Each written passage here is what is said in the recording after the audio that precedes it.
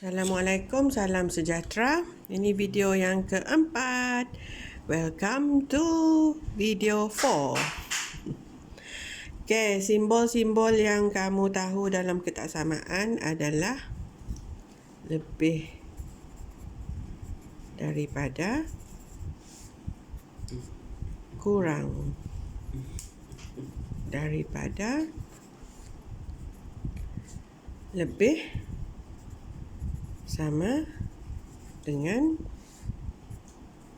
kurang, sama dengan.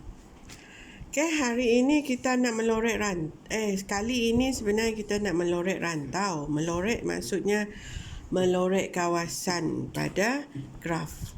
Okay, jadi rantau adalah maksudnya kawasan.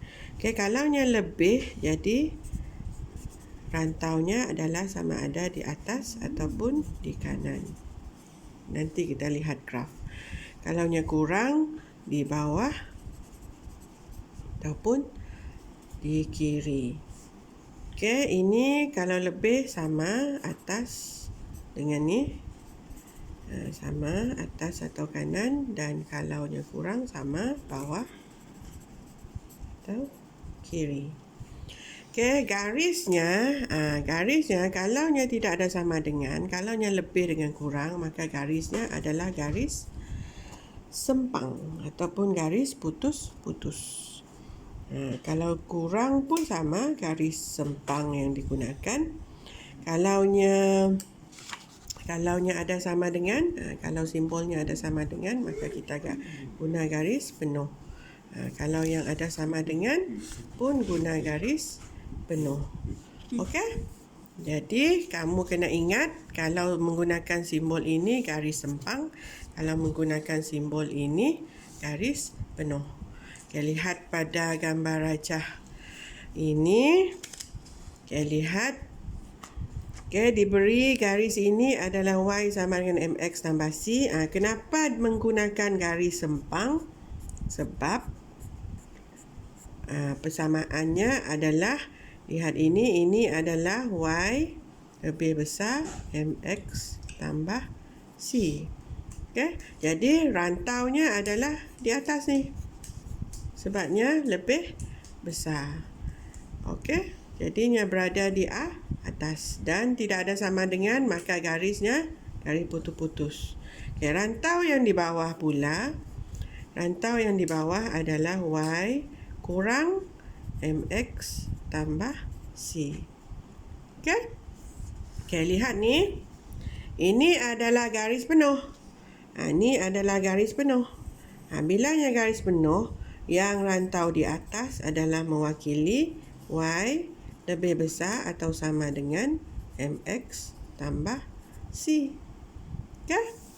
Dan yang di bawah, rantau yang di bawah mewakili Y kurang atau sama dengan MX tambah C.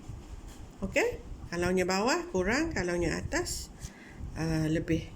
Dan kalaunya garis penuh ada sama dengan, kalaunya garis putus-putus, jadinya tidak ada sama dengan.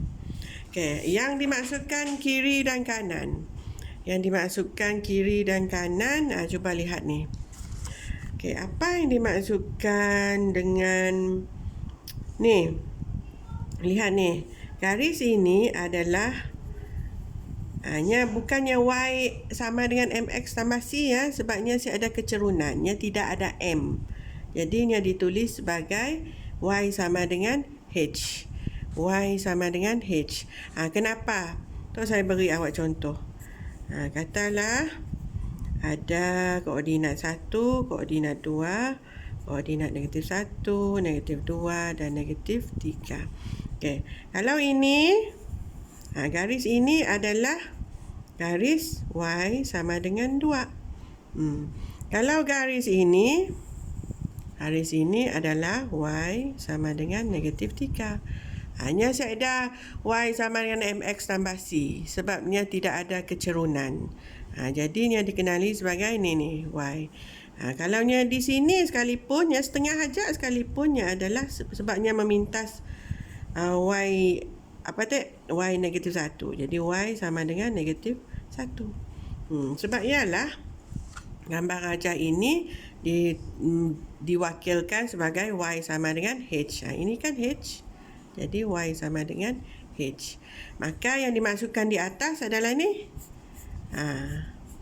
Okey, di atas. Sepatutnya tu garis putus-putus. Sebab apanya garis putus-putus? Sebab apanya garis putus-putus? Sebabnya adalah lebih besar dan ini adalah lebih kecil. Tidak ada sama dengan. Jadi ini sepatutnya garis sempang.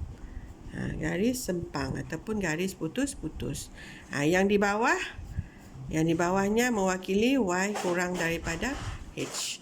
Okay, next ini adalah x. Kenapanya x? Ini pun sama. Kalaunya menegak begini, garisnya menegak begini. Garisnya menegak begini, makanya adalah x. Contoh saya beri awak macam tu. Okay, 1, 2, negatif 1, negatif 2. Ini adalah garis x sama dengan 1. Ini adalah garis x sama dengan negatif 2. Kalaunya menegak, ini adalah x. Tadi kalaunya mendatar begini, y sama dengan. Ini adalah x sama dengan. Ini adalah x sama dengan 2. Okey? Jadi ini mewakili k. Jadi x sama dengan k. Kalaunya sebelah kanan, makanya lebih besar. Kalaunya sebelah kiri, rantaunya sebelah kiri, maka x-nya lebih kecil.